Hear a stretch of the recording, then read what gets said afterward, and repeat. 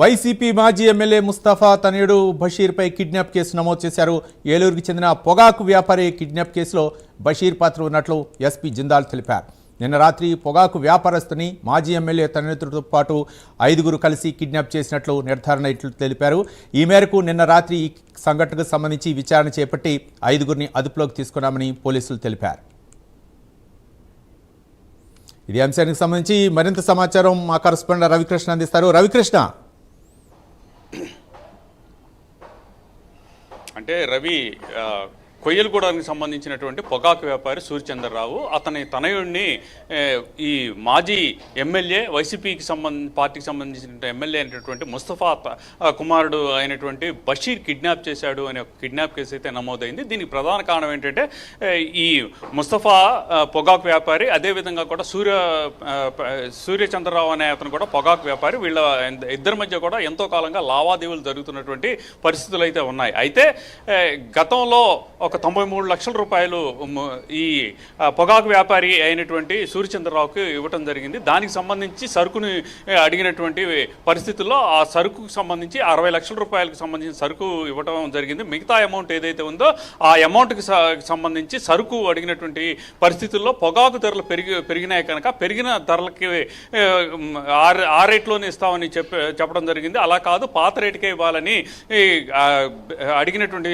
పరిస్థితుల నేపథ్యం. అయితే తాము ఇవ్వలేము, లాస్ అయిపోతాము అని చెప్పి ఆ పొగాకు వ్యాపారి, ఎవరైతే కొయ్యలగూడానికి సంబంధించిన పొగాకు వ్యాపారి ఉన్నాడో అతనైతే మాత్రం వేరే వీళ్ళకి ఇవ్వకుండా వేరే వాళ్ళకి సరుకును సప్లై చేస్తున్నటువంటి నేపథ్యంలో అతని మీద గత 2 నెలల నుంచి కూడా అతను చేస్తున్నటువంటి బిజినెస్, అతను ఎక్కడికి పంపిస్తున్నాడు అనే దాని మీద ఒక నిఘా ఏర్పాటు చేసి కొయ్యలగూడ నుంచి సరుకు వస్తున్నటువంటి క్రమంలో ఆ సరుకు గుంటూరులో ఉన్నటువంటి మరొక వ్యాపారికి ఇస్తున్నట్లు తెలుసుకొని వెంటనే గుంటూరుకు వచ్చిన వెంటనే కూడా అతన్ని ఆ లారీని అయితే పట్టుకున్నారు. అదేవిధంగా కూడా వ్యాపారికి సంబంధించిన కుమారుడు ఎవరైతే ఉన్నారో అతన్ని కూడా అదుపులోకి తీసుకొని కిడ్నాప్ చేశారు.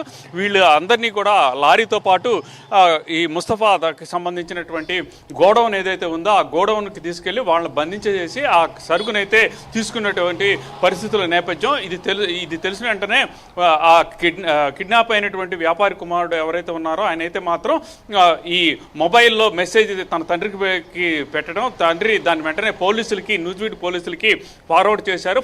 చేసిన వెంటనే కూడా పోలీసులు కేసు నమోదు చేసి ఇక్కడ ఉన్నటువంటి పెదకాకాని పోలీస్ స్టేషన్కి ఇన్ఫర్మేషన్ ఇచ్చారు. ఈ కిడ్నాప్ చేశారు అనేటువంటి ఇన్ఫర్మేషన్ ఇచ్చారు. వెంటనే కూడా యాక్షన్ తీసుకోవాలి అని చెప్పినటువంటి సందర్భంలో ఈ పెదకాకానికి సంబంధించిన పోలీసులు అయితే మాత్రం ఆ గోడౌన్ మీదకి వెళ్తాం, గోడౌన్లో ఉన్నటువంటి కిడ్నాప్ అయినటువంటి యువకుడిని, అదేవిధంగా కూడా లారీని మొత్తాన్ని, దాంతోపాటుగా కూడా కిడ్నాప్ చేసినటువంటి 5గురిని కూడా అదుపులోకి తీసుకున్నారు. అయితే ముస్తఫా కుమారుడు అయినటువంటి బషీర్ అయితే మాత్రం అక్కడ లేడు. అతని మీద అయితే ప్రజెంట్ కేసు అయితే నమోదైనటువంటి పరిస్థితి అయితే కనపడుతుంది. ఈ నేపథ్యంలోనే ప్రజెంట్ అతని మీద కేసు నమోదు చేశామని చెప్పి నిన్న ఎస్పీ అయితే చెప్పినటువంటి పరిస్థితులు అయితే ఉన్నాయి.